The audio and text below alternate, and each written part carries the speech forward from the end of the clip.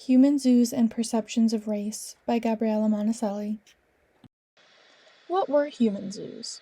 Human zoos, prevalent in the 19th and early 20th centuries, were institutions that used human beings as exhibits. Like modern zoos, human zoos used various cages and enclosures, but instead displayed humans, not animals. These zoos were also called ethnological expositions.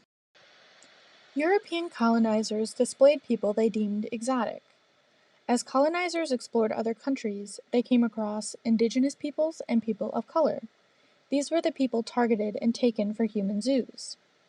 Europeans attempted to educate the public on other cultures and peoples through human zoos, but they depicted indigenous peoples and people of color as exotic, savage, barbaric, and uncivilized. In some instances, people were paid for their being in exhibitions.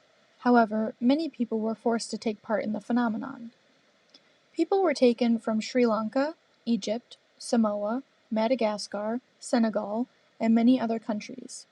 Colonizers also displayed indigenous Native American peoples, like the Apache. What did human zoos accomplish? Human zoos were a way for Europeans to solidify the racial hierarchy they created, which in turn strengthened the social power they already had over other groups. Cultural practices and skin color were two factors used by Europeans to argue for their superiority over others.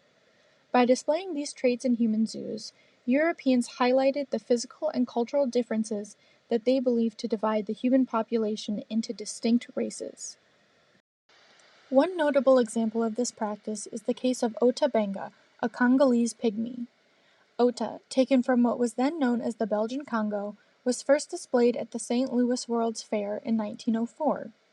After the fair, he attempted to return home but found his tribe killed. He returned to the United States with missionaries. Ota was then displayed at the Bronx Zoo. During his time at the Bronx Zoo, Ota was placed in enclosures with orangutans, chimpanzees, and other primates. The display of Ota and an orangutan was called the missing link. This act was designed to argue that Africans were more closely evolutionarily related to apes than were Europeans. Ota was eventually released at the efforts of black ministers, and he moved to Virginia to live with a family that attempted to educate him. In 1916, Ota passed away by taking his own life. Despite the numerous images and accounts of human zoo exhibits, there are few stories like Ota's available. Perceptions of race were highly ingrained in human zoos. Indigenous peoples and people of color were separated physically, metaphorically, and socially from Europeans, or anyone else considered white. Any person not considered white was grouped as part of the other. The non-whiteness of a person contributed to their perceived otherness, but cultural practices and norms were also significant in grouping people as the other. Eurocentric perceptions of civilization dominated human zoos, and any cultural practice outside of those norms were considered savage, barbaric, or uncivilized. Europeans used physical and cultural traits to push ideas of scientific racism and divide humans into a few distinct racial groups. Scientific racism is the grouping of people into racial groups based on arbitrary physical and cultural traits. Divisions of race by racial characteristics have fluctuated. Facial features, skin color, and hair color and texture have been commonly used to divide humans into different races.